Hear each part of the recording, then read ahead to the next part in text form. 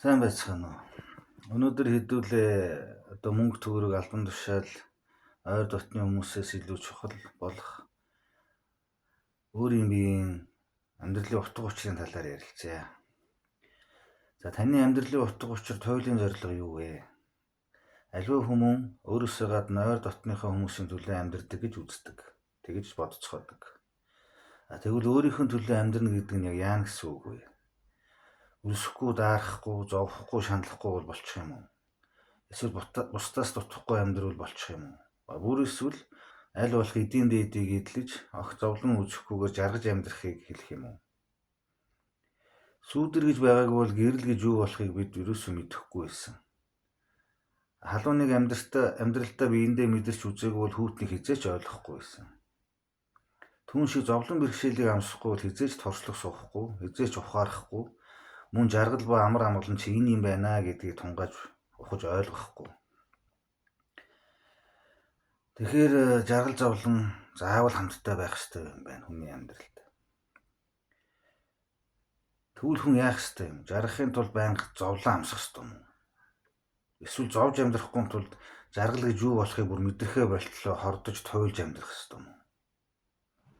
Хэрэв зовлон жаргалынхаа балансыг барихгүй, тэнцвэрийг хадгалж чадахгүй, зовлонгоос одоо ухаан авч жаргалаас таашаал авч амьдрч чадахгүй бол эцэстээ зовлон ч хэрэггүй, жаргал ч хэрэггүй ийм л амьдрал болно. Тэгвэл тэр зовлон жаргалын тэнцвэр гээчийг яаж хэмжиж олж барих вэ? Жишээ нь одоо 7 буудлын должин эмээгийн жаргал нь дондог сайдын хувьд бол айхтар зовлон гэж санагдаж байгаа. Угаасаа ч тийм. Дондог сайдын мөрөөдөд байгаа жаргал нь Дональд Трампын хувьд бол хизээч хүсэхгүй зовлон. Ойлгомжтой яг мөнгөний эдийн засгийн хувьд бол. Нөгөө талдаа одоо ажлаа гэр бүлээ алдсан эрүүл хүний зовлон бол одоо хоёр хөлөө тайруулсан хов хүний мөрөөдөл болсон тэр жаргалыг хэлдэг шүү дээ. Өөрөөр хэлбэл хоёр хөлгөө болсон тэр хүн маань ажилгүй байх, одоо ганцаараа байх нь одоо эд эрэхтэн бүтэн эрүүл сарвал байхын хажууд юу ч биш. Тэгэхээр тэр хоёр хөлгөө хүний хувьд бол ажлаа алдсан тэр хүний зовлон бол өөрт нь жаргал болж таарна. Гэвтэл одоо бүтэн харвалт өгчихсөн, хүний гарт орчихсон, өөрөө бааж хийж чадхаа болсон, идэж уухаа чадхаа болсон нэгэнт байсан тийм хүний хувьд бол нөгөө хоёр хөлөө тайруулсан хүний зовлон нь бол бас маш их жаргал. Тийм биз? Яагаад гэвэл тэр өөрөө бааж хийж чадхаа болсон хүн бол ядаж одоо хоёр гартай байх юм бол зарим асуудлаа өөрөө шийдчихнэ. Энэ бол тухайн хүний жаргал болчих. Тэгэхээр эндээс чи бид нар өөрсдийн бодож явдаг одоо миний жаргал, миний зовлон юу вэ гэдэг чинь хинтээ харьцуулахаас одоо ямар хэр өргөн сар хүрээтэй харьцуулна төдий чинь тэр зовлон жаргалынхаа балансыг бид нар хадгалж сурнаа л гэсэн. Тэгэхгүй бол одоо таны бодоод байгаа жаргал чинь огт жаргал биш. Миний бодоод байгаа зовлон чинь огт зовлон биш байх нэ. За ингээд өөрийн зовлон жаргалын тухай орхи хов хүн алуу. Одоо бусдын төлөө амьдардаг тийм үү? За эцэг их хань ижил үр хүүхдүүд эх орон болон одоо ихэд хүндэлж явдаг зарим хүмүүсийн төлөө бас амьдралынхаа нэг хэсгийг зориулдаг. Шаардлагатай бол одоо араатай амтан гинтийн аваар ослоос яах нь вэ? Эхнэр хүүхдүүдэд хамгаалж өөрсдийнхөө ард одоо оруулж өөрсдөө урталдаа автоматар гардаг үстэй бид нар чинь. Энд чи одоо нэг талдаа тэднийхээ төлөө амьдарч байгаа хэрэг мөн биз дээ. Гэтэл нөгөө талдаа одоо юу гэдгийг жишээ нь ганц хүүхэдтэй ганц бие эцэг юм уу ганц бие их байлаа гэхэд хамаг юм л тэр хүүхдийн голын хайртай хүүхдийн төлөө зориулдаг. Өдөр шөнөгүй хөдөлмөрлөдөг, ядардаг, хөрдөг, тэрэндээ санаа зовдөг, өсөн бууралдаг. Гэхдээ нөгөө голын хайртай хүүхэд нь одоо юу гэдгийг ямар нэгэн байдлаар газар хөдлөөд байшин савтай хүүхэд нь насварлаа гэхэд яах вэ? Дагаад насвардаггүй. Үнэхээр одоо амьдралынхаа зорилго нь тэрний төлөө амьдардаг юм бол яагаад дагаа насвардаггүй юм? Яагаад гэвэл эн чинь туйлын зорилго нь биш байхгүй юу? Биш. Мөн ялгаа байхгүй. Одоо юу гэдгийг эцэг эхийг насварахад халамж сайтай үр хүүхдүүд нь амьдралын зорилго дууслаа гэдээ дагаад өгөх ёстой юу? Бас үгүй. Яагаад гэвэл энэ чинь хүний амьдралын туйлын зорилго бас л биш. Хайртай дотны хүмүүс гэдэг бол хатуугаар хэлэх юм бол тухайн хүний хажууд өдөр тутам байж явах ёстой тийм амьдралын хэрэгцээ байхгүй. Дэмжлэг. Өглөө болгон үлэн илгээд өвтөж чингэн уух ёстой шиг тэр хайртай дотны хүмүүс чинь таныг амьдралын туйлын зорилгодоо хүрэхэд чинь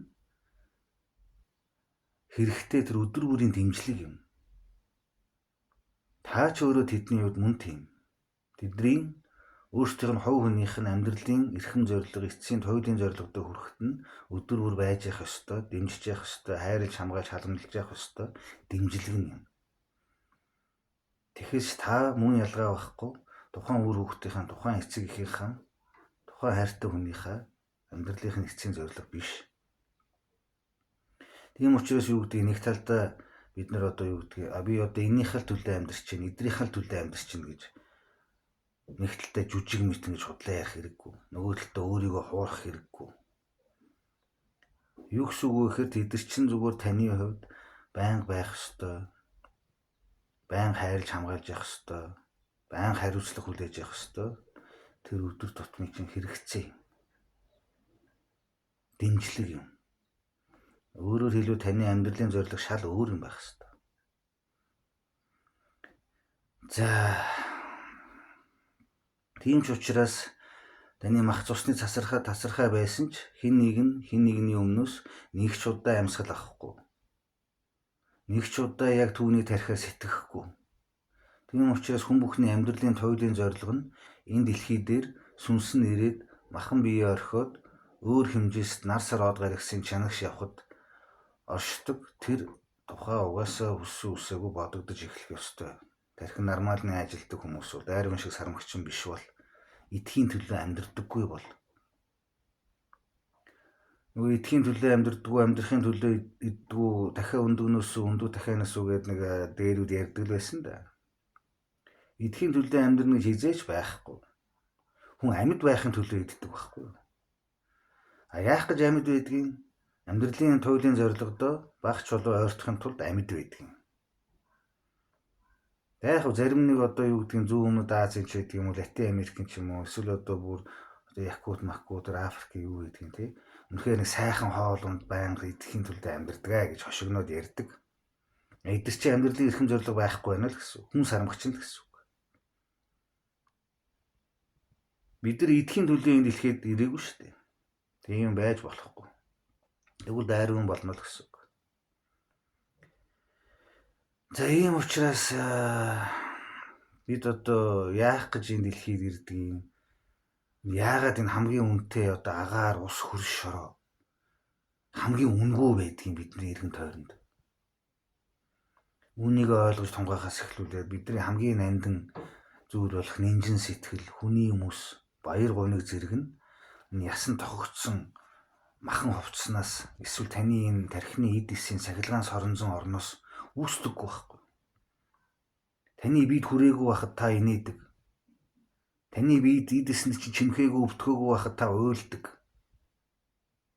Энэ бүх зүйл чинь нөгөө хүн төрлөختний ярих дуртай нөгөө аура, гэрлэн бие, астрал бие, эфир бие, одоо ментал бие юу гэдгийг. Энэ бүх зүйл чинь бүгдээрээ таны сүнстэй холбоотой юм. Тэгэхээр аль нэг эрхтний, зүрхний юм уу, тархины юм уу, үе мөчний яс махнаас эд эснээс үүсдэг зүйл огт биш шүү. Сүнс байдаг учраас энэ сэтгэл гэж юм байдаг. Баяр гониг гэж юм байдаг. Хэрвээ та сүнсэнд одоо хүртэл итгэдэггүй хэвээрэл бол та хүн сармагчин гэсэн үг. Тэгээд үхээ шороо болно гэж дуусна. Үхсэн хойно харамсна. Эцэст нь хэлэхэд та энэ дэлхийн одоо эдхийн төлөө амьдардаг ихэнх хүн сармагчингуудаас ялгархын тулд оройтойгоо дээрээ эхлээд зөвхөн амьд байхын төлөө иддэг гэдгээ ойлгох хэрэгтэй. Эдхийн тулд амьдрах биш. Тэгвэл яах гэж амьд байдгийг гэдгийг цааш нь үргэлжлүүлээ бодох хэрэгтэй. Өнөөхөл энэ нар сар дэлхий чинь таны харж байгаа од гаригс чинь хаанаас үүссэн юм? Одоо дэлхий чи яагаас үүрэх гээд байна? Хугацаанд болж юм. Зорилго нь дуусчих ш дэлхийн хүртэл. Анхны хүн яаж үүссэн юм? Үхээрээ яадаг юм? Тэр сүнс гэдэг чи одоо физикийн хуулиар энерги үүсэж бий болдоггүй, устж алга болдоггүй гэдээ бид нар үздэг ба сте. Шинжлэх ухаан дээр. Тэгвэл тэр энерги буюу тэр хүмүүсийн сүнс чинь хайчдаг юм. Ах нь яг шороо болоод дуустдаг юм баг үз. Сүнс тэгдэг л баг. Утга учиртай амьдарцгаая. Мөнгө олохоос илүү яах гэж амьдарч байгаагийн төлөө эндээ бас цаг зав зарцуулаарай. За бака.